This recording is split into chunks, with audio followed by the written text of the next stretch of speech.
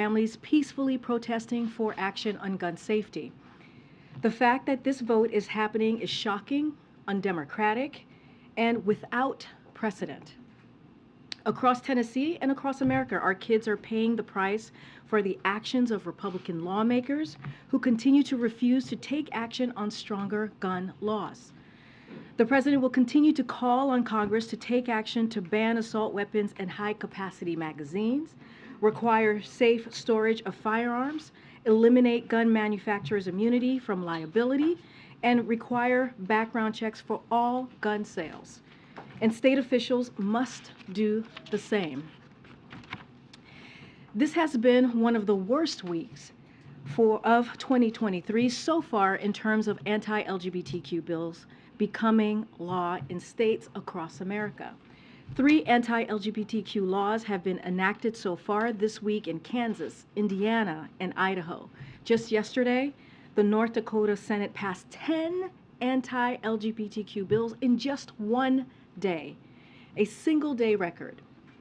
In Kansas, the state legislation overrode Governor Kelly's veto to make Kansas the 20th state that has banned transgender kids from participating in schools sports. With the enactment of a new law in Indiana, 14 states have now banned gender-affirming health care, while some of these laws are currently blocked by courts. This is a dangerous attack on the rights of parents to make the best health care decisions for their own kids. According to the Human Rights Campaign, more than 50% of transgender youth in the U.S., which is estimated to be more than 150,000 kids, live in states in which transgender youth have lost access to or at risk of losing access to gender-affirming care. Look, this is awful news. Let's be very clear about that. LGBTQI+ kids are resilient. They are fierce, they fight back, they're not going anywhere, and we have their back. This administration has their back. We are so proud of the kids across this country who have organized protests and school walkouts to tell the politicians in their states to stop this legislative bullying. I know that these political attacks can really take toll on people's mental health. So I want to say directly to LGBTQI+ kids, you are loved just as you are, just the way you are. And if you're feeling overwhelmed, you call 988, the National Crisis Hotline, and dial the number 3 to talk to a counselor who has been specifically trained to support LGBTQI+ kids. This is a new service that the Biden administration is proud to offer during these incredibly hard times for these trans kids. Now, one last thing before we move on to the briefing on Sunday. Oh. Okay, so the in-town pool has to gather for the president's departure, and we'll just continue. So if you all want to go ahead and do that, feel free, and then we'll still continue with the briefing. So just so we can go quickly here, I want to give you guys a week ahead, as we normally do on Fridays. On Sunday, the President and the First Lady. Let's do this quietly, friends. Thank you.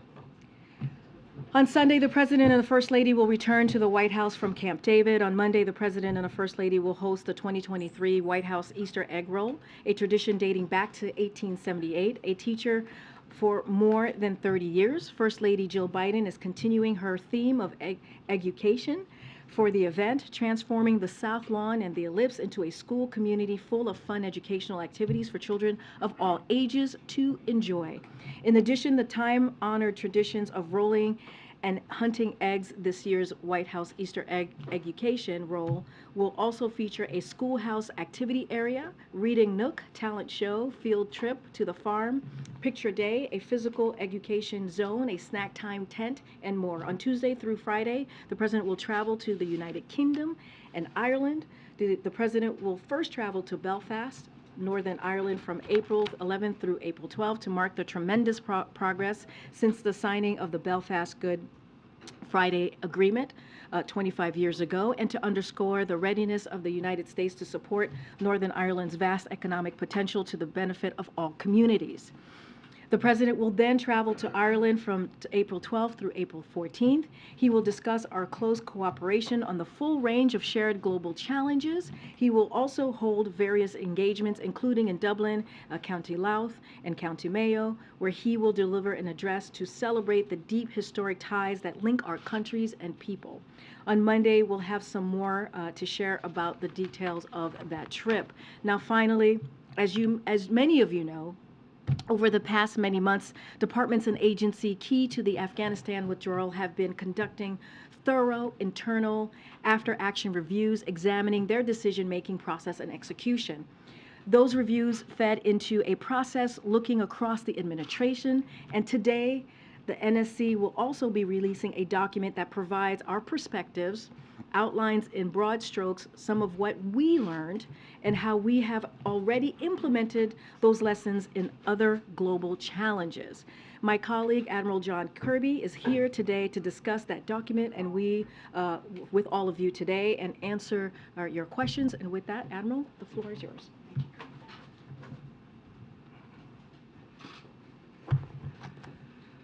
Good afternoon, everybody. So I want to start today by, again, updating you, as Karine said, on the administration's work to assess the withdrawal from Afghanistan. As you all know, over these many months, departments and agencies key to the withdrawal conducted thorough internal after-action reviews, each of them examining their decision-making processes, as well as how those decisions were executed. Today, they are making those reviews available to relevant committees in the Senate and in the House, as previewed by Secretaries Blinken and Austin in testimony last month. Those reviews, as Karine said rightly, fed into a process looking across the administration. So today, we are also making available to all of you and to the public a document that provides our perspectives on the withdrawal and outlines in broad strokes some of what we learned, as well as how we are already implementing some of those lessons. That document will be posted to the White House website at the conclusion of my briefing. But I'd like to take some time, if you'll allow me, to provide you an overview. First, and most critically, the President's decision to end the war in Afghanistan was the right one.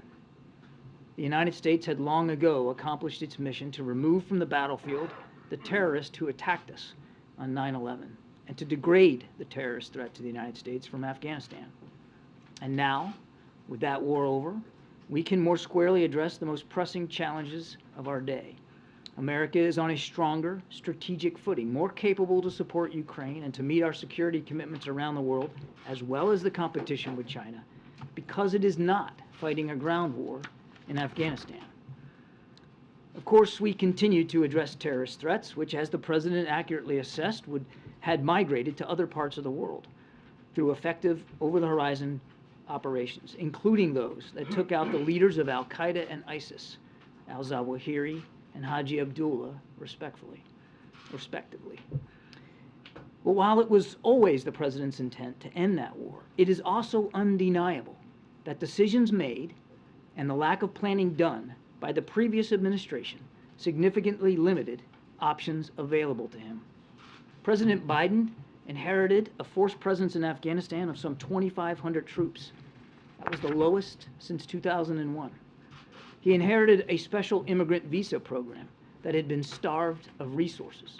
And he inherited a deal struck between the previous administration and the Taliban that called for the complete removal of all U.S. troops by May of 2021, or else the Taliban, which had stopped its attacks while the deal was in place, would go back to war against the United States.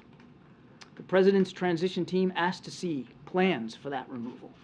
They asked to see plans for a security transition to the Afghan government. And they asked to see plans to increase the processing of special immigrant visas. None were forthcoming. Transitions matter. That's the first lesson learned here. And the incoming administration wasn't afforded much of one. Thus, President Biden's choice was stark.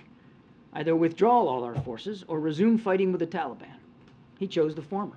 But even in so doing, secured extra time to conduct that withdrawal, stretching it out to August.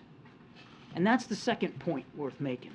Despite having his options curtailed, President Biden led a deliberate, rigorous, and inclusive decision-making process that was responsive to facts on the ground. He focused keenly on the need for proper planning. In fact, President Biden directed his top national security leaders to begin planning for a withdrawal even before he had made the final decision to leave Afghanistan. He ordered troop reduction plans, plans to turn over bases and equipment to the Afghan government as the previous administration had negotiated, plans to draw down our diplomatic presence, and plans to evacuate both American citizens and Afghan allies alike. Indeed, evacuation planning started in spring of 2021, and the president ordered additional military forces pre-positioned in the region by midsummer in case they were ever needed.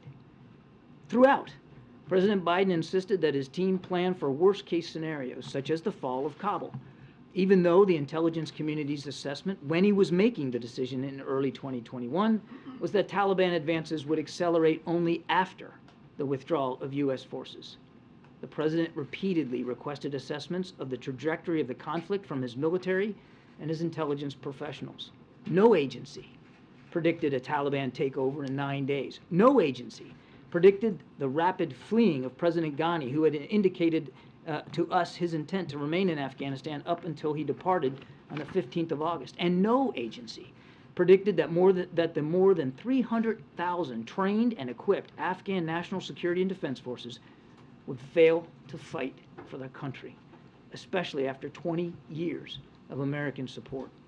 In fact, the assessment was that the promotion of acting Defense Minister Bismillah Khan Mohammadi would actually strengthen their resolve to stay and fight. And so, another lesson learned was the need to plan early and extensively for low probability, high risk scenarios. I should note here that our experiences in Afghanistan informed our decision to set up a small group of experts for worst-case scenario planning on Ukraine, which included simulation exercises and our ability to forcefully and plainly speak publicly about the risks we saw of a pending invasion. Now look, there's always going to be tension between highlighting warning signs that a country may collapse and undermining that same government. And that's a difficult balance to strike. But in Ukraine, and before that in Ethiopia, for that matter, we prioritized earlier drawdowns of our personnel when each of those capitals were under threat. In fact, months before Russia's invasion, we released intelligence with trusted partners, and our warnings about the invasion grew louder and more public. This aggressive approach allowed us to organize with our allies and help enable Americans in Ukraine to depart safely. And just to remind, we continue to facilitate the safe departures of Americans from Afghanistan when they tell us they are ready to leave. And we have proudly welcomed nearly 100,000 of our Afghan partners and their family members to the United States. Many of these families left Afghanistan after the withdrawal, and they continue to arrive on a regular basis. Now, I'd be remiss here if I did not also express our gratitude to the many private and nonprofit groups, including those comprising veterans of the war, who helped us identify, contact, and arrange for the safe transport of thousands of these brave Afghans. Without their help, or the incredible assistance we received from countries in Europe and the Middle East that allowed us to use their facilities as way stations, we could not have moved as many people as quickly as we did. And that's yet another lesson that we learned. This one about the power of allies, partners, and friends. Now, we know we need more help, which is why we urge Congress to assist us in improving the special immigrant visa program and by passing the Afghan Adjustment Act, both of which will make it easier for us to keep meeting our commitments to our Afghan allies. No comments, none, about this withdrawal would be complete without mention of the deadly attack on the Abbey Gate at Hamid Karzai International Airport on the 26th of August. The President at the time made it clear to operational commanders that force protection remained his highest priority. In those tense days, when the threat was particularly high, he accepted the recommendation of his national security team to extend the timeline for evacuations only after his senior military officials confirmed that they had sufficient resources and authorities to mitigate threats, including those threats posed by ISIS-K. He trusted the best judgment of his leaders on the ground to make all operational decisions, including with regard to Abbey Gate. The President and the First Lady will always honor the sacrifices of the 13 service members who were killed in that attack, and we will never forget their families. We will mourn with them, remember with them, and support those Gold Star families. We mourn as well the loss of those Afghans killed by that suicide bomber on that day, and others who lost their lives during the withdrawal. And we will always honor the bravery and selflessness of every member of the military, the Foreign Service, the intelligence community, and our civil service, who made possible the largest airlift evacuation in military history, and all under the constant threat of attack. The effort was certainly not without days of pain, hardship, or bloodshed, but neither was it without courage, or poise, or professionalism. For all the lessons that we take away, we should remember that over 20 years of war, and in its final days, these men and women saw things and did things and carry things with them that you and I will never fathom. We must make sure that they and their families know that their service mattered. We must make sure they get the help and the support that they need. We must make sure that their legacy is never forgotten. They ended our nation's longest war. That was never going to be an easy thing to do. And as the President himself has said, it was never going to be low grade or low risk or low cost. We should be humble enough to let that also be a key lesson learned from Afghanistan. Thank you. I'll take some questions. So, John, thank you for doing this, but I think I speak on behalf of my colleagues in this room, and we want the record to reflect that this was sent to us about 10 minutes before the briefing began, with little notice, and it's the very definition of a modern major holiday news dump. You're releasing this at the beginning of the high holidays, and after months of requests from Republicans and the broader public. So why today? And is this all we get? And is this a response to the studies that were done by the agencies?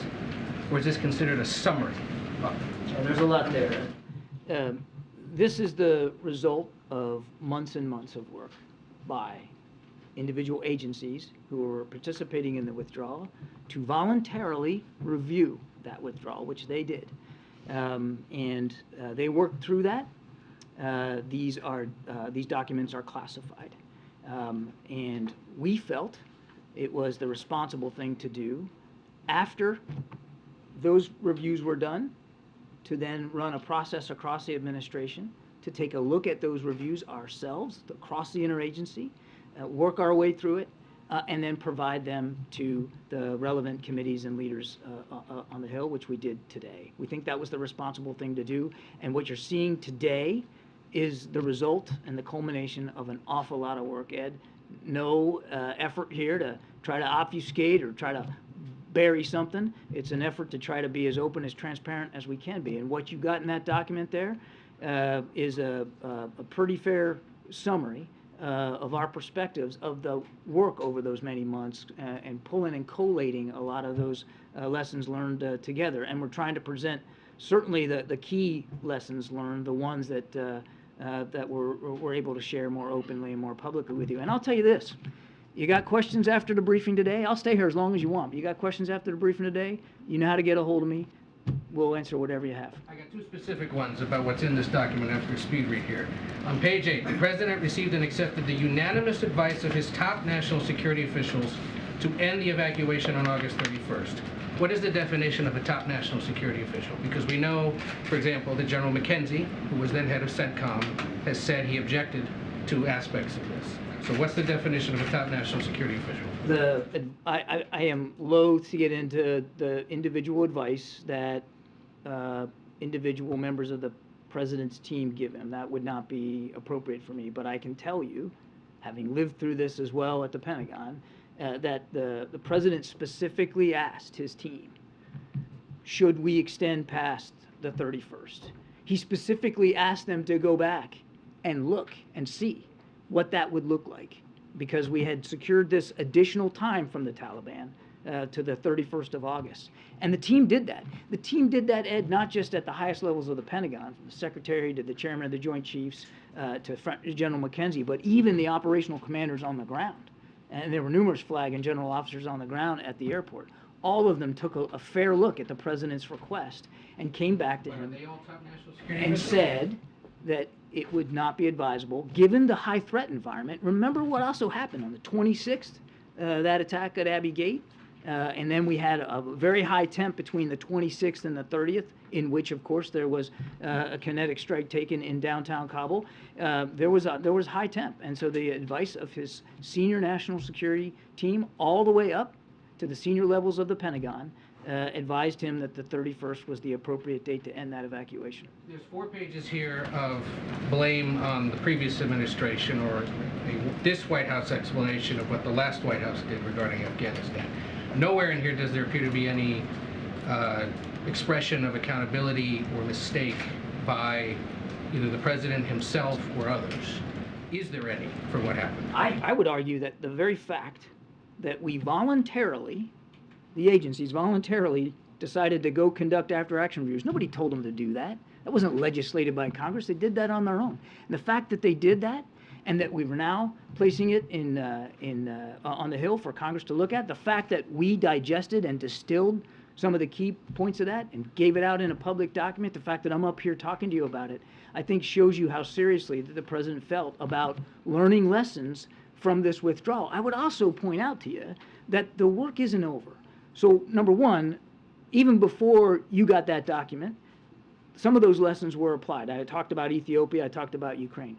And number two, it's not like the work is all over. The president signed the legislation enabling the Afghan War Commission to be formed, and we're going to continue to work and cooperate with that. That's going to look at the whole 20 years. America's longest war deserves a lengthy review and lengthy study, and the president's committed to that. Thank you. In reading this, you seem to be conceding that evacuations should have happened sooner and faster, saying we now prioritize earlier evacuations, noting that today you would message evacuations more aggressively. I understand you've made clear the president does not have any regrets about his decision to withdraw, but in hindsight, in reading this, does the president have any regrets about how this withdrawal was carried out? The president's very proud of the manner in which the men and women of the military, the Foreign Service, the intelligence community, I went on and on and on, conducted this withdrawal.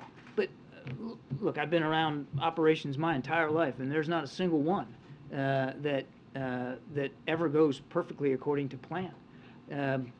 Things happen. Sometimes enemies get a vote, and you always want to learn from that. And one of the things that we learned, and I talked about it here in my opening statement as well, is that you gotta that balance of striking when do you pull out when a government is under threat, particularly a friendly government, and do so in a way that doesn't undermine the very government you're trying to support. That's a tough balance to strike, and it's different in every single case. And as I said, we learned from Afghanistan, and we applied that lesson in Ukraine and Ethiopia, that being aggressive in the information space and being willing to move a little sooner may be the best thing. But does he wish he had done things differently? The president, I think everything is laid out here in this document about the main takeaways, the main lessons that we learned, and again, the president's enormously proud of the men and women who conducted this withdrawal. And just one last thing, on the last page here, you note that the speed and ease with which the Taliban took control of Afghanistan suggests that there was no scenario except a permanent and significantly expanded U.S. military presence that would have changed the trajectory. I wonder, what is your message to the veterans, to the families of the fallen, who may read that and wonder, what was the point? The president said many times that the mission that we originally were sent in to Afghanistan for was accomplished a long, long time ago. Remember, they were ordered in under President Bush to avenge the 9/11 attacks and to go specifically after Osama bin Laden and al-Qaeda. And decimating and degrading al-Qaeda's capability in Afghanistan was a mission that we accomplished a long, long time ago. And over time, the president has talked about this, the mission in Afghanistan morphed into something it wasn't intended to originally be. That doesn't, just because the mission changed over time under previous administrations and leadership and scenarios, doesn't mean that anybody who served in Afghanistan doesn't have something to be proud of, doesn't have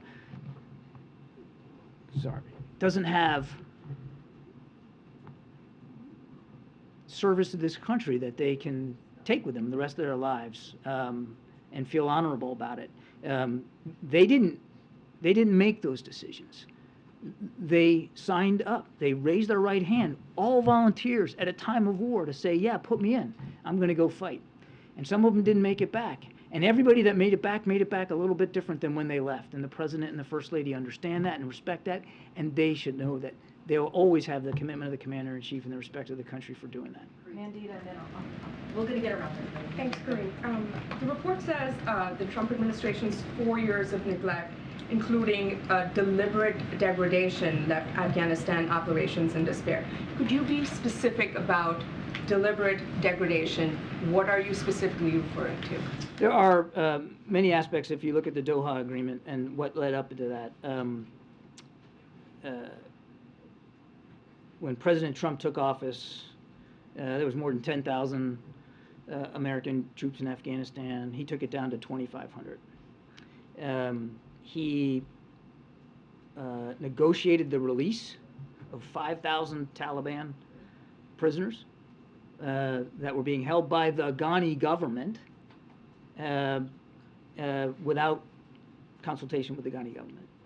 He negotiated the Doha Agreement with the Taliban without the Ghani government in the room. And he all but froze the special immigrant visa program, which had been providing opportunities for some of our Afghan allies to get out of the country and to come back. So it was a general sense of degradation and neglect there that the president inherited. And do not underestimate the effect that that Doha Agreement had on the morale and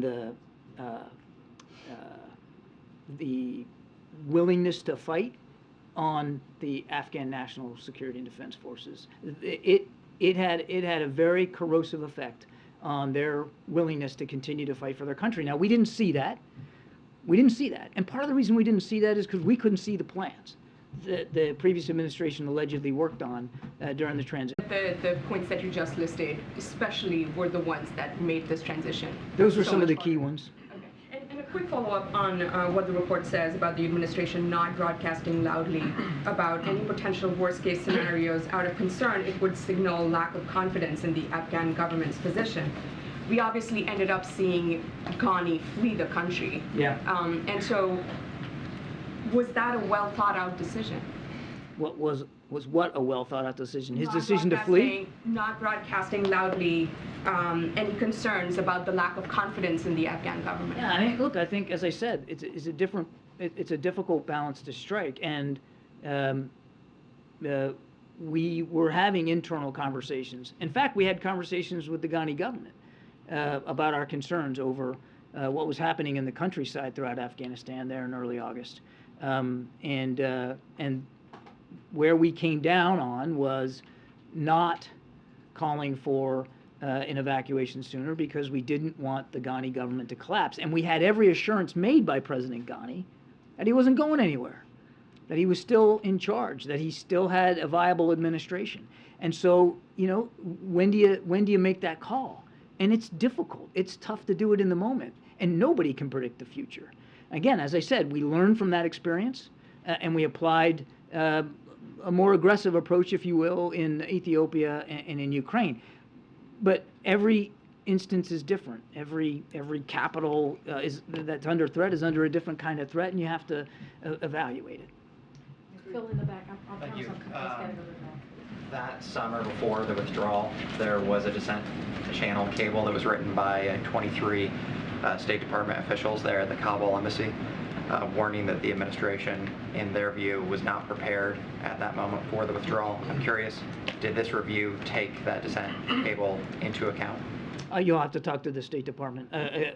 The State Department conducted an after-action review that, and so did the DOD, and that's a question better put to them. And then one specifically then for the president and this administration.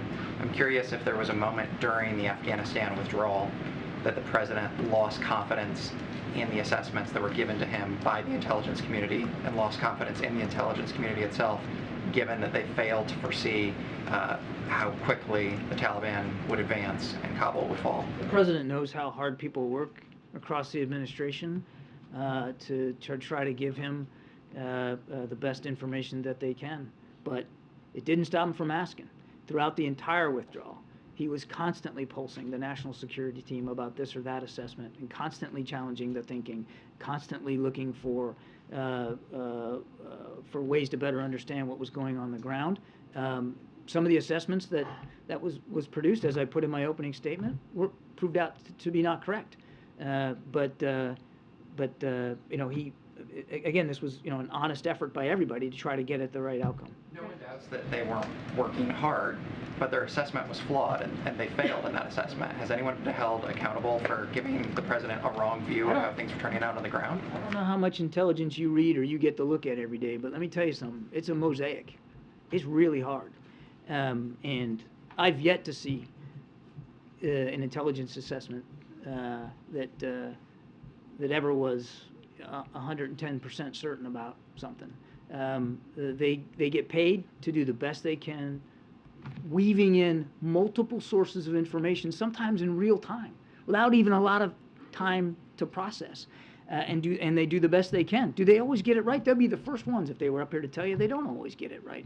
And clearly we didn't get things right here with Afghanistan, about how fast the Taliban were moving across the country. I don't think we fully anticipated the degree to which they were constructing these deals in the hinterlands that kind of fell like dominoes. We didn't anticipate how fast the Afghan National Security Forces were going to fold. We're not going to fight for their country, particularly after we had, as I said, dedicated 20 years, trained and equipped them. I don't think we fully appreciated the degree of corruption that was in the officer ranks in the military. I could go on and on and on. But it doesn't mean that people weren't trying and doing their best effort to understand that. But intelligence, getting it right every single time, man, that's a tough hill to climb. Doesn't mean that they don't try. Karine, thank you, and John, thank you for being here. It seems like page after page, this places the blame on the previous administration, starting with page 1. President Biden's choices for how to execute a withdrawal from Afghanistan were severely constrained by conditions created by his predecessor. Yeah. Let me just follow up with you on something that Ed was asking, which is, does the president take responsibility for the withdrawal and everything that happened thereafter? He's the commander-in-chief, and he absolutely has responsibility for the operations that our men and women conduct and the orders that he gives, and he continues to believe that the order to withdraw from Afghanistan was the right one. And if you just look, Kristen, at what's happened since we pulled out of Afghanistan and see what the United States military has been better able to do on behalf of the American people, I think there's only one conclusion you can come to, and that it was the right decision. And as you list the things that could have But been... wait, before I answer, but you need to remember, and I get the question about, you know, the previous administration. You got to look at when he came into office, what he was walking into. He didn't negotiate with the Taliban. He didn't invite the Taliban to Camp David. He didn't release 5,000 prisoners. He didn't reduce force levels in Afghanistan to 2,500. And he didn't have an arrangement with the Taliban that they weren't attack our troops. He came in with a certain set of circumstances. He had no ability to change. He had to deal with it based on what he inherited. Yet he had 8 months to plan, did he not? He had to take 8 months to plan because whatever plans there might have been done by the previous administration, we didn't see. And it was not apparent that there was a lot of planning done. So yes, he took some time to work through that. I don't think he could be blamed for that. In fact, he enabled and was able to secure from the Taliban extra time on the clock, because by May 1st, you might remember, they were going to come in guns a-blazing. Hang on a second. I'll get to you. They were going to come in guns a-blazing on May 1st. He got us till the end of August so that we could do, I mentioned that in my opening statement, proper planning that accounted for high-risk scenarios and probabilities that we hadn't thought of before, so that he could get military forces pre-positioned in the region, so that if we had to go in and conduct an evacuation, they could do that. And you know how fast they got there? 48 hours when we ordered a NEO, a non-combatant evacuation, because he put them there and he had to have time to do that. What does the president believe, what mistakes does the president believe he made? I'm not going to speak for the president on that score. What I can tell you is that, again, we've done a good faith effort here to work through the lessons learned of this withdrawal. And we've already started to apply those lessons. The president ran a very inclusive, very rigorous, very flexible process that was responsive, as I said, to the views of operational commanders on the ground. He repeatedly asked for and received assessments almost every day about what was going on, and acted in accordance with the best judgment of his advisors, particularly military advisors, as things were unfolding. John, just finally, given the enormity of this report, given the American lives that were lost, why are we not hearing directly from the president? We are putting this forth for you and for Congress today, and I think you've heard from the president. He has talked many times about his decision to withdraw from Afghanistan, his belief that it was the right decision. He has talked publicly about the withdrawal before, and about the courage and sacrifice and the professionalism, and he has been, he and the First Lady have been very open and honest and transparent about the sorrow that they feel for those that lost their lives. Peter, and then I'll go back. Thanks. John, who's going to get fired over this? Peter, the purpose of the document that we're putting out today is to sort of collate the chief reviews and findings of the agencies that did after-action reviews. It's not, the purpose of it is not accountability. The purpose of it is military leaders. Purpose giving of advice. it is Doesn't to sound like study it was good. lesson You admit learned. that the intel was bad. So how can President Biden ever trust when they come into the Oval Office with the PDB that anything in there is legit? What I said was, That intelligence is a mosaic. What if the mosaic, all the pieces are incorrect? what I said was intelligence is hard business, and they get it right a lot too. There were some pieces here that weren't accurate, and we're being nothing but honest with you and the American people about what those inaccuracies were and how they shaped some of the decision making that was laid before the president and the questions that he asked. This document and this effort isn't about accountability today. It's about understanding. And I would also add that as I said to Ed, the review process isn't over. This is the next muscle movement in what will be a long process to better understand and comprehend and adjust to what we learned and what we did in Afghanistan. But it doesn't seem like after the country has had a couple months to review this, and as the government has, people don't have an issue with the decision to order troops out of Afghanistan. It is with the way that this president ordered it done. There were children being killed. There were people hanging off of Air Force jets that were leaving, and you're saying that you guys are proud of the way that this mission was conducted? It doesn't Proud mean of that? proud of the fact that we got more than 124,000 people safely out of Afghanistan? You bet. Proud of the fact that American troops were able to seize control of a defunct airport and get it operational in 48 hours? You bet. Proud of the fact that we now have about 100,000 Afghans, our former allies and partners, living in this country and working towards citizenship? You bet. Does that mean that everything went perfect in that evacuation? Of course not. I've talked about it from a different podium. The after-action reviews are now being reviewed by members of Congress, which will lay out things that could have gone better. Nobody's saying that everything was perfect. But there was a lot that went right, and a lot of Afghans are now living better lives in this country and other countries around the world because of the sacrifices and the work of so many American government officials. So yeah, there's a lot to be proud of, Peter. Thank you, Karine. Thanks, John. Just to follow up on my colleague's questioning about the blame assigned to the previous administration, specifically, how is the Trump administration responsible for the disorganized and chaotic process of evacuation and determining who gets to board these evacuation flights?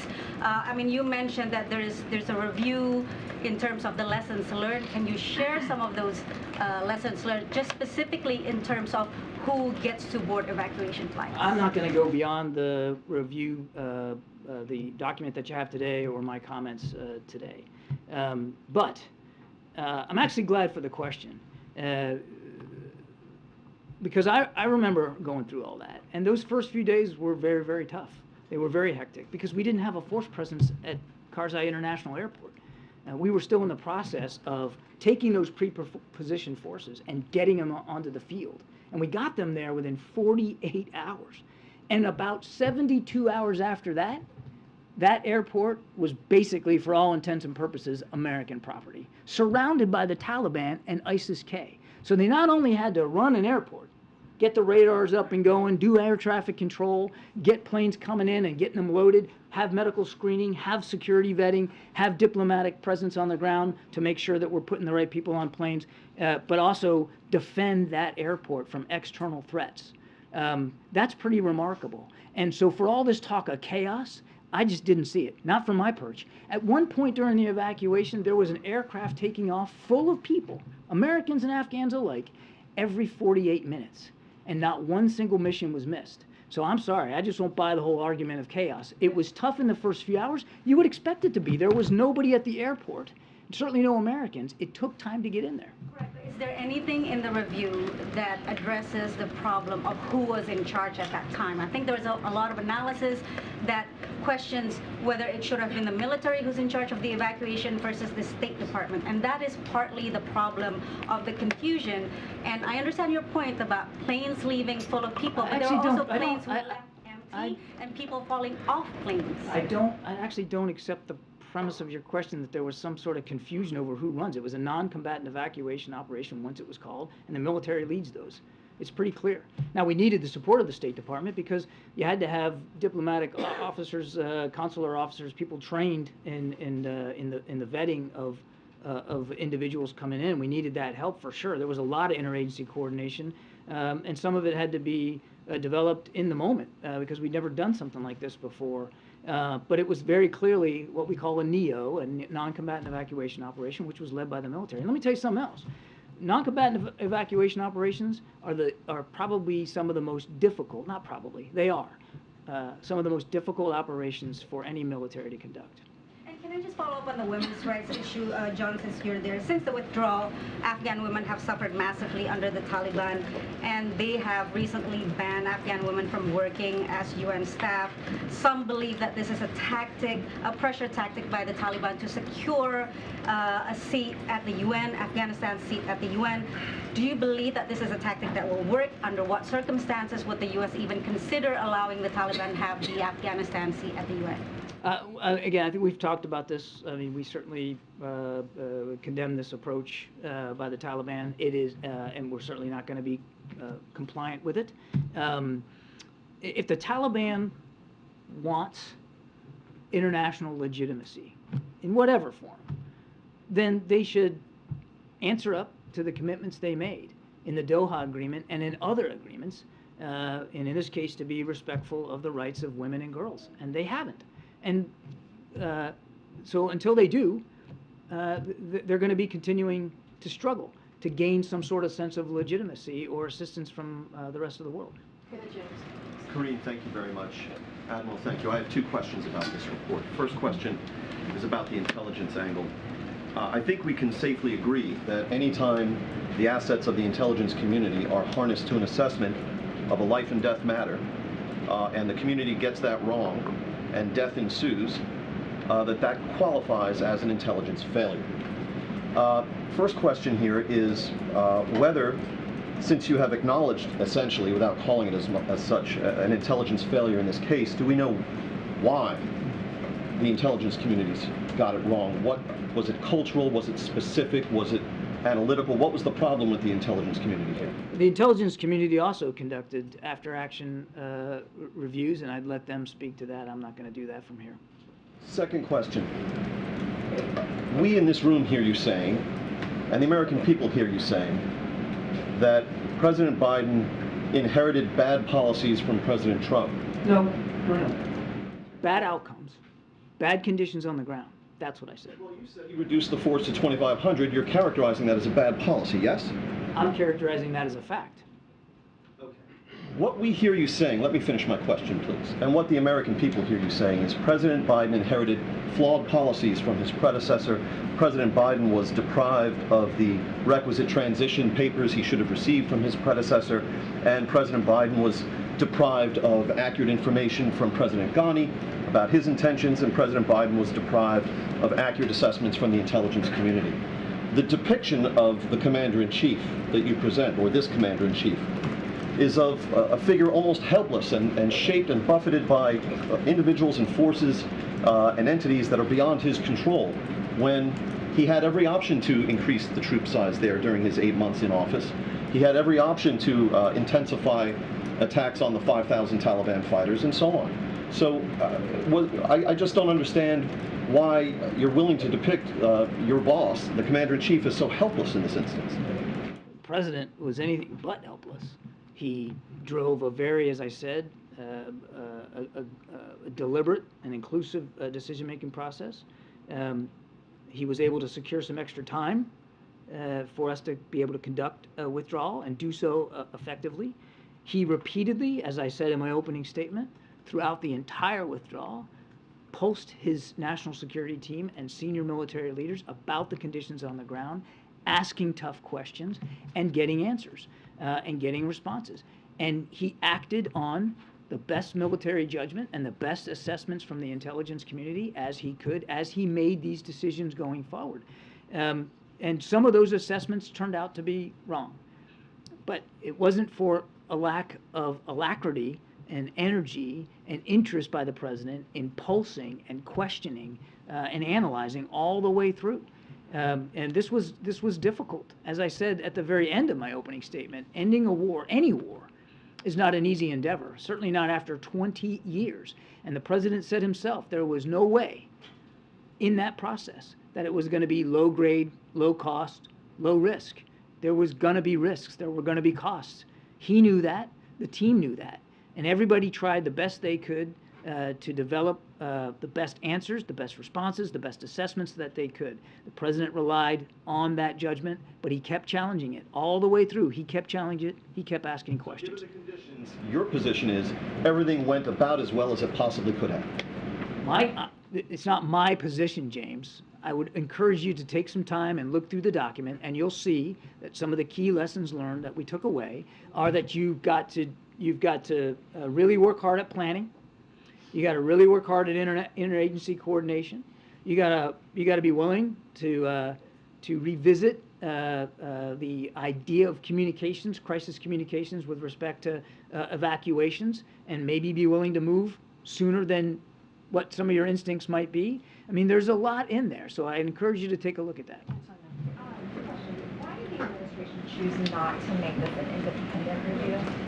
These were independent reviews. The after-action, the after-action reviews that were done by the Defense Department and at the State Department, they're the two prime ones that we're talking about here. They were done completely independently. You'll see that. Well, they're so fundamentally his cabinet agencies, his cabinet leaders conducting the agency or conducting the reviews of his actions. Why not an outside commission, outside independent person to review what the administration did? Each of these agencies voluntarily conducted these reviews. The president didn't dictate to them how they were going to conduct those reviews. They each did it independently, differently, in a different way. But both state and DOD, sorry, did their reviews using independent entities, and then that was pushed up to back inside the lifelines at the State Department and the Defense Department. And both Secretary Blinken and Secretary Austin had a chance to digest it, look at them, review them, analyze those reviews, and then, of course, we once we did that, those reviews entered an interagency process where it was they were looked at in conjunction here at the National Security Council and across the interagency by multiple agencies to take a look at the work that the State Department and the Defense Department did and fashion together some even broader lessons learned, some of which we shared in that document that we gave you. And I know you were asked earlier about releasing more beyond the 12-page report, and you talked about information just being very highly classified, but the president can obviously declassify anything that he wants, so would he do so in the interest of transparency, in the interest of the public knowing more about what happened with the withdrawal beyond the 12-page perspective of the NSC? So again, a couple of things to remember. This is an ongoing process here. We also look forward to cooperating with the Afghan War Commission, which will take a look at the 20 years of war. These documents are sensitive and classified. We are taking an extraordinary step here to share them with members of Congress, the relevant committees and leaders. Usually with after actions, there's no requirement to do that. You don't have to do that. But the president has taken that extraordinary step to share these classified AARs, these after-action reviews, with members of Congress. And we believe that the real value in them lies in the fact that we can be sensitive to the information in them. And so that's why we're doing it this way. Thanks. You had said earlier this was about understanding and not accountability. I just don't know, how is this process and document not about accountability? You assign so much accountability to the Trump administration and very little comparatively to your own. After action reviews are done it's very common practice. They are not investigations. They're not criminal proceedings. They are Saying they're criminal proceedings. They are studying the conduct and the execution of operations or policy.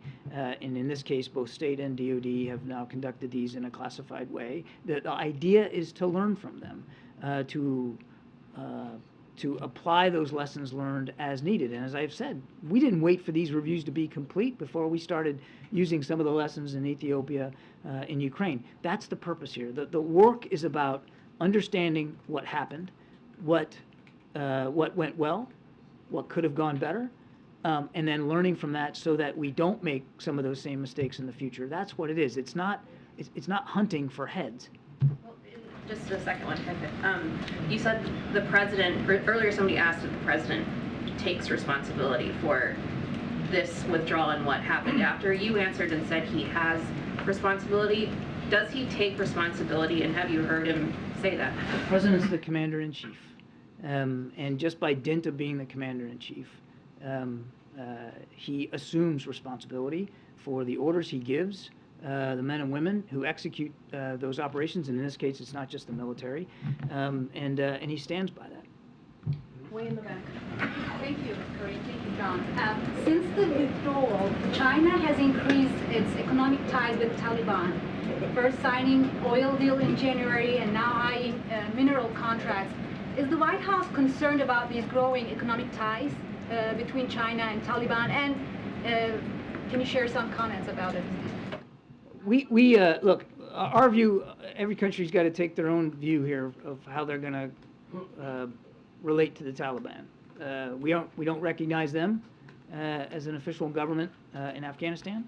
And as I've said before, if they want to be so recognized, at least by the United States, if they want to be seen as legitimate, then they need to own up to the promises they made about how they were going to govern that country and how they were going to treat their own people, including women and girls. Just follow? Yeah, thanks, John. Just sort of still in some of the questions you've been asked about accountability. I appreciate the fact that lessons have been learned. And I assume that the president still has full confidence in his national security team that gave him the advice, which is pointed out in this summary. Why should the American people have confidence in all of those national security advisors, given what this report lays out? The president does have trust and confidence in his national security team. And he did ask a lot of questions. And there was some assessments passed to him that proved faulty, that proved to be wrong, that proved to not shake out the way he had been given to understand that they would. But in the aggregate, as he looks across all the work that the national security team continues to do, before and since the withdrawal from Afghanistan, he continues to conclude that this is an extraordinarily talented group of leaders. And as you know, as I said in my opening statement, as painful at times as the withdrawal was, it wasn't without its moments of courage and poise, and it doesn't mean that it wasn't worth doing, ending that war in Afghanistan, because if you just take a look at what we've been able to do for Ukraine and how we've been able to really step up in the competition against China and deal with some of the tensions in the Indo-Pacific, it's difficult to say that we would have been able to do all that we did over the last year or so if we were still dragged down on the ground in Afghanistan. In fact, Putin and Xi probably would like nothing better than for us to still be bogged down in a ground war in Afghanistan. Sorry, if I could just follow up. Kristen asked a question earlier. This report, this summary of your perspectives came out as the president was on his way to the Camp David retreat for the Easter weekend. When should we anticipate an opportunity for the president to stand for our questions about the findings and stuff? I don't have anything on his schedule to speak to. John, I have two questions. One will be on a different topic. I'll start with that one. The president's leaving for Northern Ireland fairly soon. Yeah. Are there any plans for him to meet with representatives of Sinn Féin and the DUP to try and resolve the impasse that's kept a functioning devolved government from being in place? Yeah, I tell you, we're going to have, as Karine said at the top, we'll have more to talk about in terms of the specific agenda items on Monday before we leave. Okay, and on Afghanistan, this document says there was no such plans for withdrawal in place when President Biden came into office. No plans were shared during the transition. Were there any attempts to speak with former Trump officials about whether there were plans? And does the lack of plans in place indicate that they deliberately sabotaged the incoming administration by not continuing to plan, dropping plans that were in place, or they might have been working on, or is there a possibility that they didn't intend on following through with the agreement that the former president made to be out by May? I can't speak for leaders in the previous administration, and I certainly can't speak for whatever plans they did or did not draw up. I can tell you with confidence that the transition team of the incoming administration asked repeatedly to see plans for withdrawal, for retrograde, as we say it in the military, for the special immigrant visa program, for the turnover of equipment and bases to the Afghan National Security Defense Forces. And as I said in my opening statement, none were forthcoming. It wasn't for lack of trying. They weren't sharing. And so one of the reasons why, to Kristen's earlier question about the length of time that it took to conduct a review, was because we were almost starting from scratch. There was no visibility into what they had done. In fact, we spent quite a bit of time after coming into office, and I remember this quite clearly, trying to get our hands around the Doha Agreement and really understanding all its articles and what it meant and how it was being interpreted by the Taliban.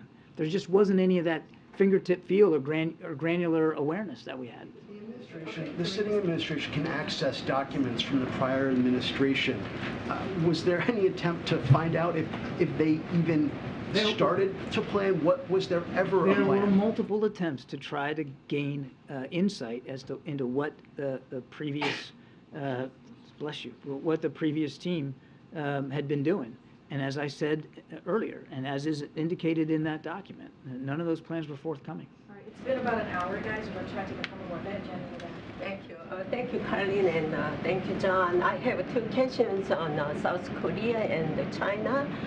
At the summit meeting between President Biden and South Korean President Yoon Suk-yeol this month, what agenda are you going to be discussed this meeting?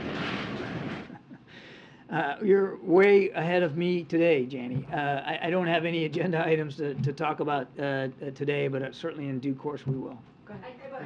I have the China, please. The U.S. integrated country strategy includes a new policy toward China. What tools can the United States use for China to help deter North Korea's missile and nuclear provocation? We know that China has influence in Pyongyang, and we have long urged them to use that influence to get Mr. Kim to do the right thing and to be willing to sit down with us, as we have said we are, without preconditions, to diplomatically try to deal with a denuclearization of the peninsula. Thank you. Thank you, Karen. Thank you, John, for spending a lot of time answering our questions. I have a question. What message do you have for the people around the world who don't look which administration made mistakes or failed, but lost some confidence in the United States' ability to deal with such difficult situations as in Afghanistan? I would encourage them to look at what we have been able to achieve in the 2+ years of this administration across the board. And as I said, even in Afghanistan, because ending that war was the right thing to do for this country and our national security interests. We are on a stronger strategic footing. We are better able to deal with the most pressing challenges of the day, which are not quite, by the way, emanating out of Afghanistan. Certainly not anymore, because we are no longer in Afghanistan. And take a look at the incredible leadership of the United States in support for Ukraine. Take a look at the NATO alliance, which now just got a new member. Take a look at the strengthening of alliances and partnerships in the Indo-Pacific, the new AUKUS deal with Australia and the UK, and the ability for them the Australians now to get a nuclear power submarine. I could go on and on and on. The president has prioritized alliances and partnerships, many of whom were left in the wake of the previous administration and denigrated. We're revitalizing them, we're bringing them back, we're reinforcing them, and America's footing on the global stage is a lot stronger now. Yeah, thank you, Karine, thank you, John. So one on this and one on China, if I could. In looking through this, it doesn't seem to address the $7 billion in military hardware and technology that was left in Afghanistan for the Taliban. You know, the president took office in January, the withdrawal happened in August. Does the president take responsibility for leaving all or some of that? You know who was responsible for that equipment? The Afghans. Because you know why? It was their equipment. First of all, I don't believe the number is accurate, but let's put the number aside, the $7 billion. There was very little, and I mean very little, U.S.-owned equipment or U.S.-operated equipment that we left when we left Afghanistan. I'm talking like some forklifts at the airport, and some ladder vehicles, some fire trucks that we were using at the airport. But the helicopters that we left there, all disabled, so the Taliban couldn't get them flying again. Whatever ground vehicles like MRAPs or Humvees, they were all disabled at the airport.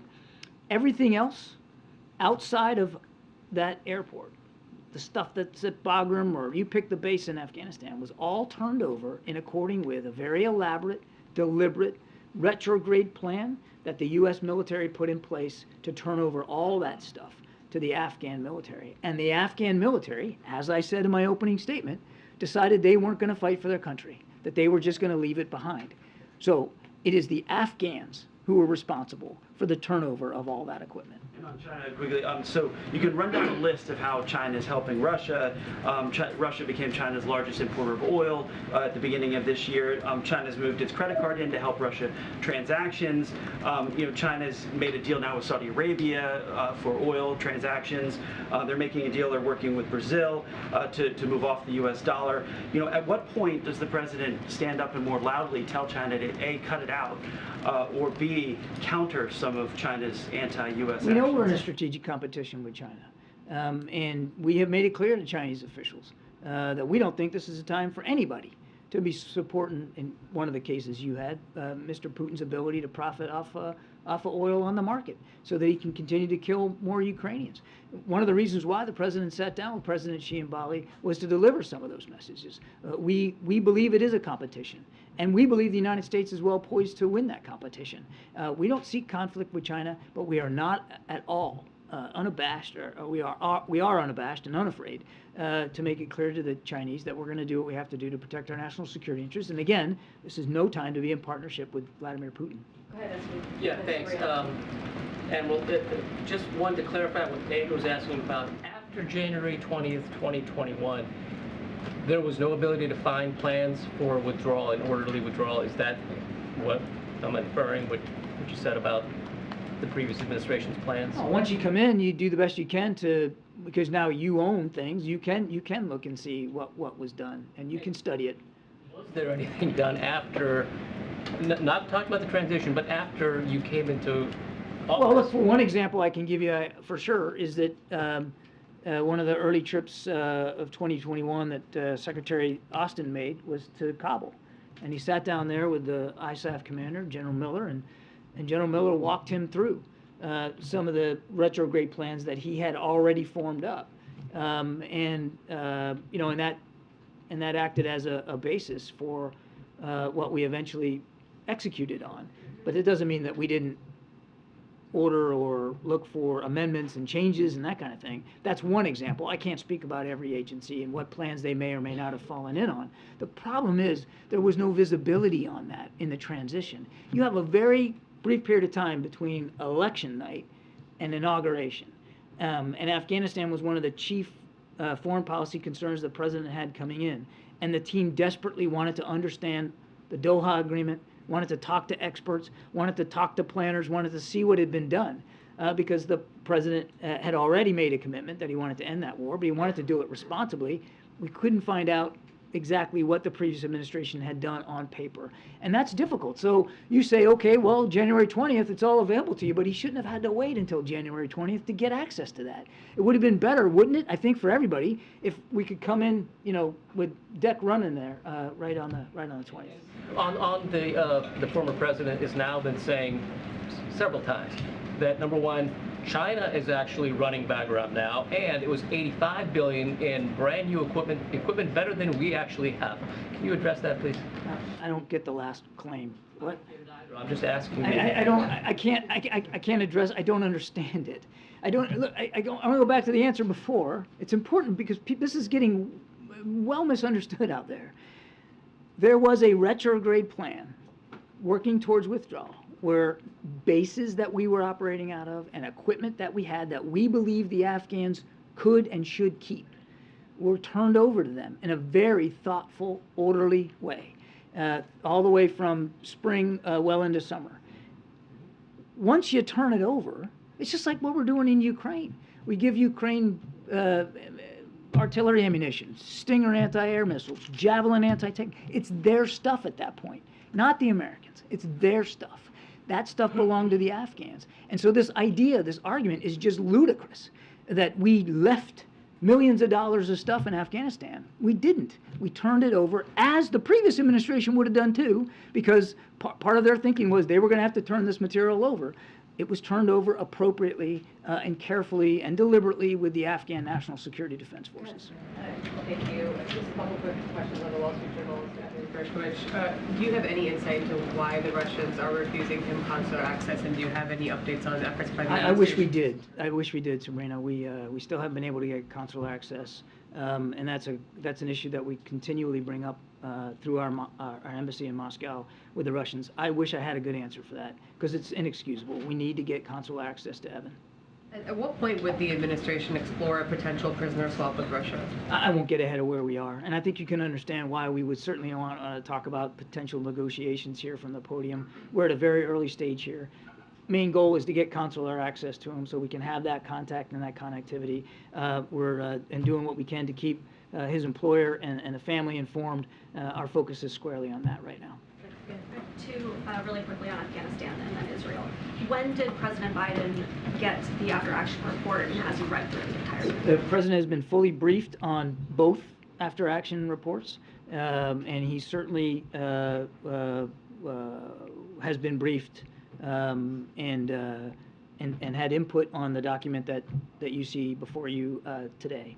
And then on the when, I would tell you that, to Ed's question, I mean, this is a process, and he has stayed in touch with the State Department and the Defense Department as they have worked through their after-action reviews. And then are there plans to release each of the department's reports to their respective workforces? I mean, there's people who worked on this withdrawal who want to learn the findings. These are classified reports. I do not anticipate any release of them publicly or in a more broad fashion, but that's a better question put to the agencies. And then on the situation in Israel, how concerned is the White House that this could escalate into a Very greater concerned. situation and conflict? Yeah, we're very concerned about the violence there. We see now it increased more attacks in the last 24 hours.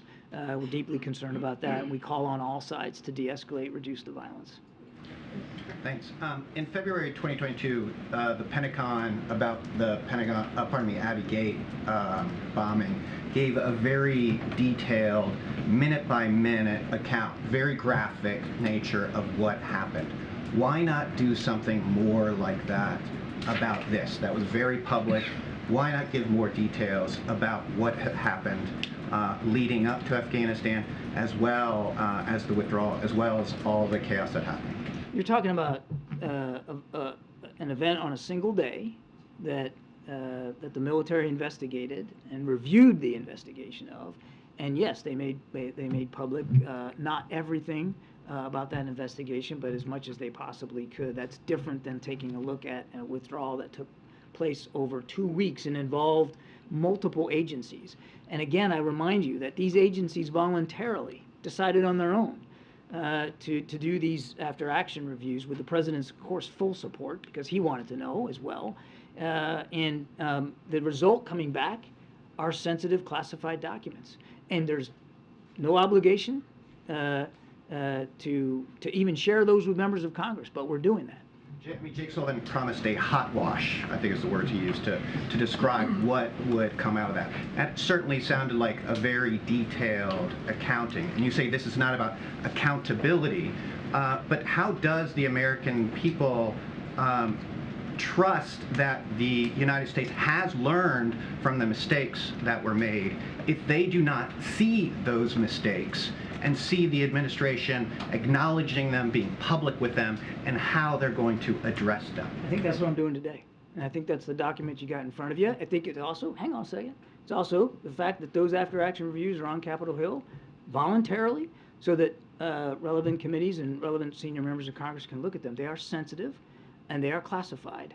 And we also have a responsibility to the American people to protect some information so that it doesn't get out there, so that we can continue to apply some of those lessons in future operations. The last thing I'll say to your question is there's an Afghan War Commission that's been legislated. The president signed that legislation. It will look at the whole war, and that will have a very public dimension to it. And this administration and every agency in it will actively and with appropriate energy participate in that. I know you said you'll have more on the trip, but I had a quick question. We have a story out today that the UK is seeking to restart trade talks with the U.S. Under Prime Minister Sunak. Does the U.S. have any interest in restarting trade talks with the UK, and will President Biden meet with the Prime Minister when he's in Northern Ireland? I haven't seen that report, so I'd rather not comment on that right now. And as for the agenda, I think you just got to give us till Monday. We'll have much more detail on the agenda, who he's meeting with, and under what context on Monday. The free trade question has been hanging in the air for quite some time, I understand. including the previous premier. Has the administration's position changed? You all seem pretty cool to the idea. I understand. I have nothing for you on that. Thank you. All right, just a couple of two questions on Ukraine. Thank you, John.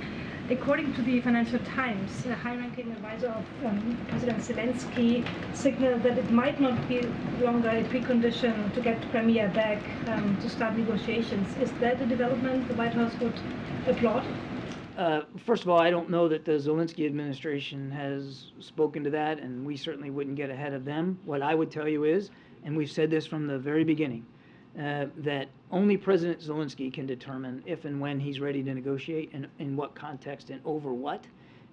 We believe that nothing should be negotiated about Ukraine without Ukraine. Nothing should be done or said or moved on without President Zelensky's full approval.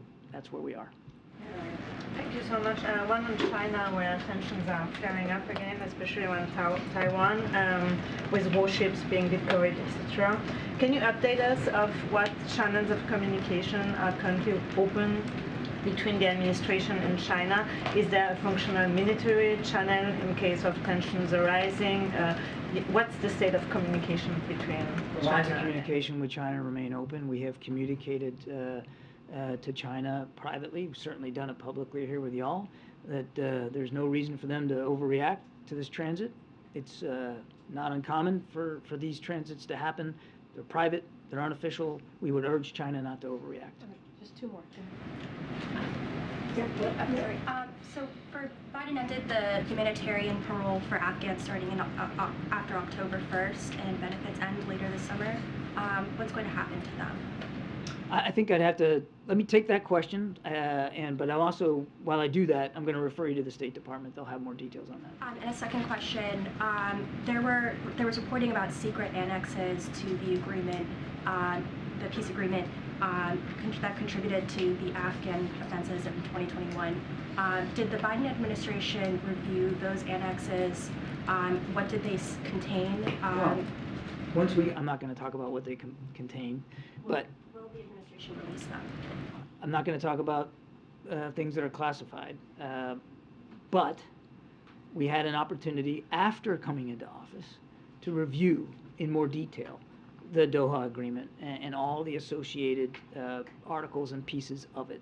And I would just go back to what I said before, that I think it would be difficult to overstate the impact of that Doha Agreement on the Afghans' willingness to trust us, on their willingness to stay and fight for their country, and on the general morale of the Afghan people once the deal, became publicly known. It was a clear sign that America was heading for the exits and doing so in a hurry, and it had a dramatic effect on the Afghan National Security Forces. Thanks, thank you. You said that this was just, on the withdrawal, you said that this was just one step, this report, in a better understanding, better comprehending the withdrawal, and the adjustments made accordingly afterwards. Are there any additional steps that you guys are taking? Is this the absolute final report? No, there's an Afghan War Commission. But in addition, or any additional final report aside from this that we can expect to see? These are the after-action reports of the agencies that were most heavily involved in the withdrawal. I know of no additional after-action reviews that are being done or planned to being done. Again, they were fed into a larger administration process that the National Security Council worked to sort of coalesce these lessons learned, and the result of that extra work by the interagency is what you see before you today. And if I could ask just one more on a separate matter. State Department Secretary Blinken said that he has no doubt that Evan Gershkovich was wrongfully detained. Related to that, Mark Fogel's sister told NewsHour last night that her family is angered by what they consider, quote, favoritism by the administration. Fogel's sister told us that the family has not heard from President Biden or Secretary Blinken.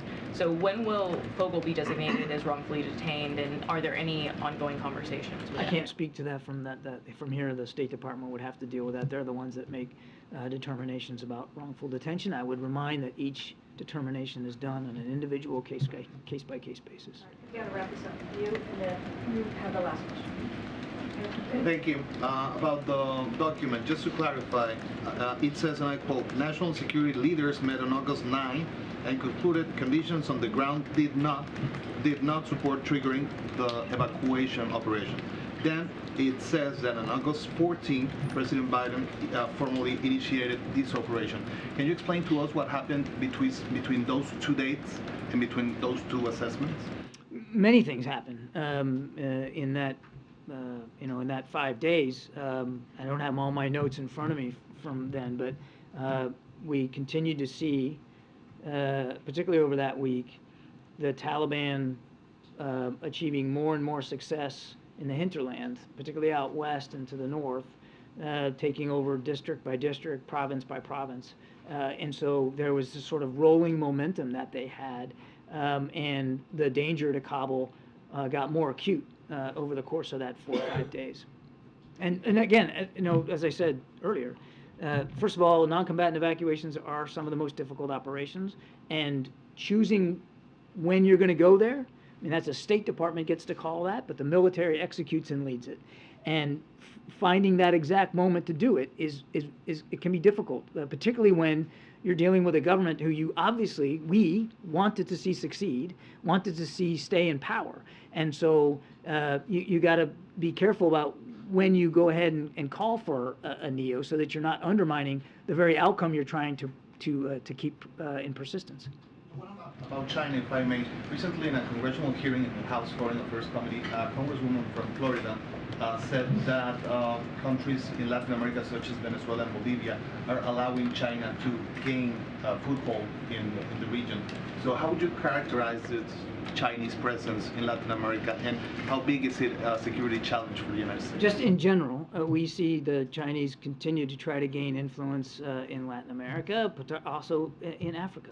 And they do this in a pretty ham-fisted way with high-interest loans that some countries then end up can't not being able to pay back and suffer the consequences to their own economic growth and development for that. We are not asking countries to choose between the United States and China or the West and China, but we do think it's important for them to understand that in accepting Chinese help, that they are potentially putting their own economic livelihoods at greater risk. Last question. Yeah, John, the attack on the worshippers in the Al-Aqsa Mosque, I mean, this is a holy time for all Abrahamic faiths right now. You say you're concerned. Is that it? I mean, some of these people were worshiping, and some of them were even sleeping when they were attacked. Isn't this time to condemn? We have. We you said have. you were concerned just now. Well, yes, I said we're concerned, but we have, in the previous few days, condemned, used that verb, we have, condemned that violence. Of course we have. And you're right, people should be able to worship freely and safely, and we still stand by the status quo on the Temple Mount. That has not changed. Our policies have not changed. We urgently urge all sides to reduce this violence. All-side situation. I mean, right now, this was Israeli forces attacking Muslim worshippers during Ramadan. We urge all sides to de-escalate and to reduce the violence. But does that mean then that this is the White House taking sides? The fact that you're not willing to single out the Israeli forces attacking Muslim worshippers? The side we're taking on is safety and security. The side we're taking on is the status quo. The side that we're taking is one of peaceful worship. That's the side we're taking. Thanks, everybody. Thank you. Thank you. All right. Thank you so much, Admiral. It's over an hour. Okay. I guess if you guys still want to stick around, I'll take a couple more questions. Or if not, we can wrap this up right here, and I'll see you guys on Monday. Okay, we can take a couple. All right. Okay. Go, Sungmin. Just kick us off. Yes, I just have one. There was a report. Sungmin's like, yes, I have a question, so we can take a couple questions. Well, there's a report in ProPublica this morning that talked about Justice Clarence Thomas taking all of these luxury trips from a Republican mega donor, appearing not to disclose those gifts as required by law. So does the White House believe that this is a violation of ethical standards that a justice should be held to? And does the president want a more rigorous code of conduct for Supreme Court justices? I'm not going to comment from here. There are other bodies of government that should be dealing with this. I'm just not going to comment from here. All right, Peter. You got this Ireland trip next week. Oh boy. How does The dramatics. How does a Biden trip to Ireland help counter China or end the war in Ukraine? So let me just say a couple of things. The president is certainly looking forward to taking this trip to Northern Ireland and also the UK. He'll be heading out on Tuesday. We certainly will have more to share on this trip coming in the upcoming days, as my colleague just said, on Monday. But I also want to lay out here the important important history between U.S. and Ireland, right? When you think about the waves of Irish immigrants who help shape America's spirit of freedom, that's incredibly important as well. And I think telling that story, the president going there and being able to touch on his own family story and the stories of many of Americans here, Irish Americans here, as you think about how this country was created and built and put together by immigrants, I think that's important. I think that's something that's important to highlight. And the president looking forward to that.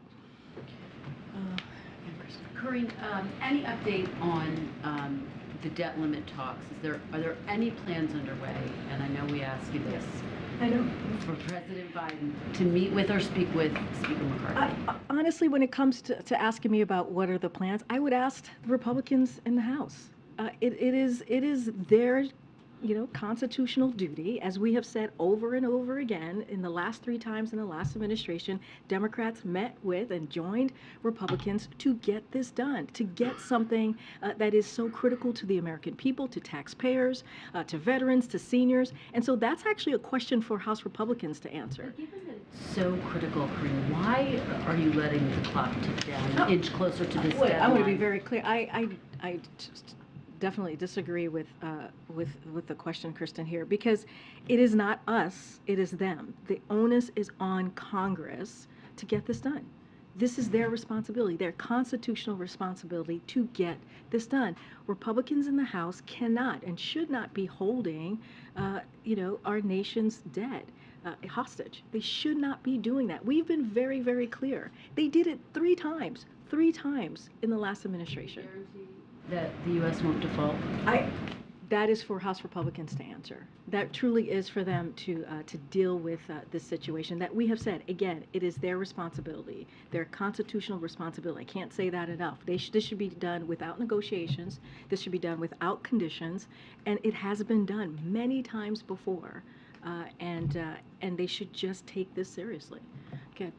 Karine, I know we all have to write stories, but I just want to ask you, because so many people in the country have been talking about it. This came up in yesterday's briefing. LSU says that the team certainly will come, but I wanted to give you an opportunity to address some of the emotions that have been aired by some of the players, in particular Angel Reese. And what she said this week is that if she were on the other foot, if Iowa had won, the First Lady wouldn't have said, LSU come. Can you respond to that? Look, first of all, as you know, the president put out a statement days ago saying how he and the First Lady are welcome and looking forward to celebrating LSU Tigers and the University of Connecticut.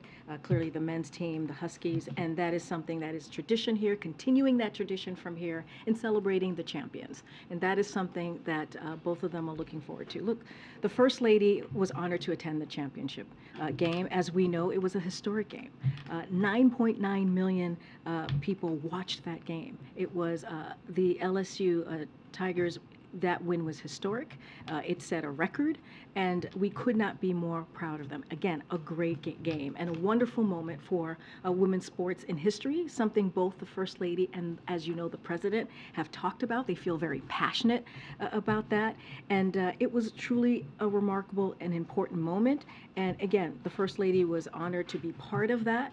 And so I will say, as I've said yesterday, and I'll say again, she and the President are truly looking forward to welcoming LSU Tigers here to celebrate them as champions, to celebrate their history victory, and we're looking forward to welcoming them. And so I'll just leave it there. Go ahead, Josh.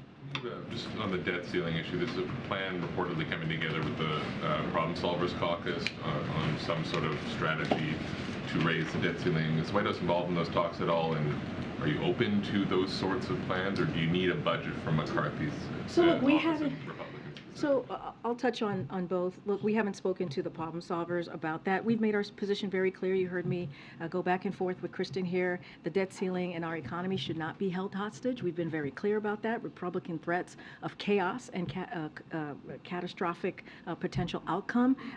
That's not going to work. That is not what that is not what they should be doing as their constitutional duty. So we've been very clear on that. As far as the budget, the President put out his budget on March 9th.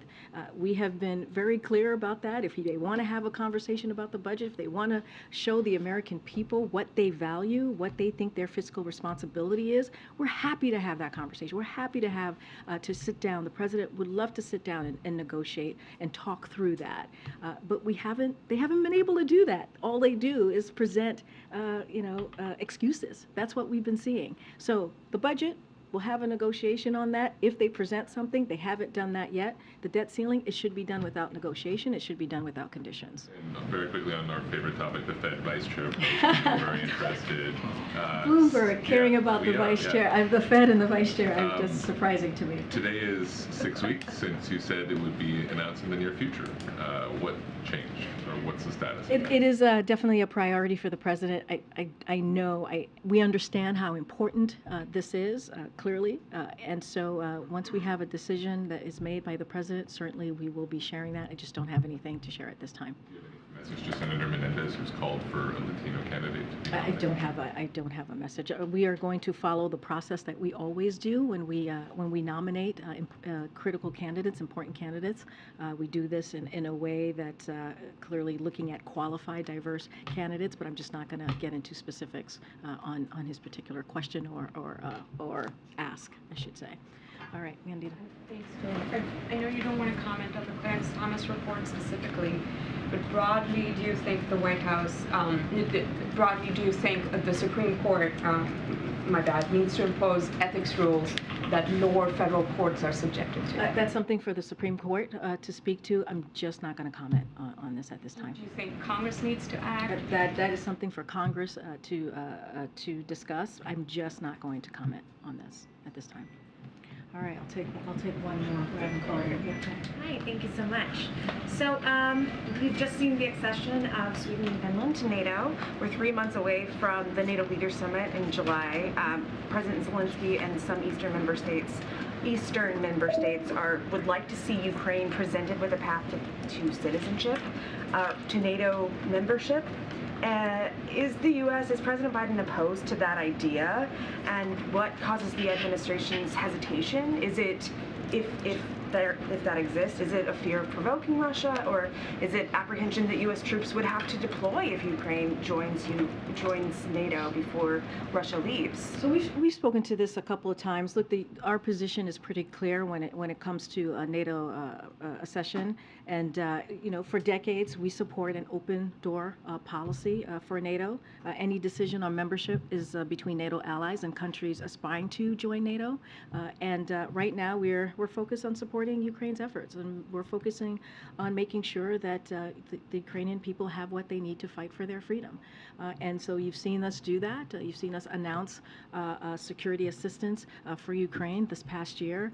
We have been leading in that effort. We have been also really holding NATO together, holding the West, making sure that they are aligned, and you've seen that throughout this year. And so we're going to continue to make sure that they have the economic and security assistance needed to continue to fight bravely this aggression from Russia that we have seen for over a year now. But again, this is something for between NATO allies and NATO countries to decide. The U.S. is a NATO ally and has been the leader in those efforts for Ukraine and uniting the world. They have a lot of say over whether Ukraine will be presented with this path to possible membership. What is the U.S.'s position on it? Again, been very clear for decades. For decades, we have been pretty consistent on this. We support an open door policy for NATO, and I'm just going to leave it there. It's been like this for decades now. All right. Yeah. Okay. I'm getting the pull here. All right. I'll see you guys on Monday. Have a great weekend and happy Easter. Thank you, Karine.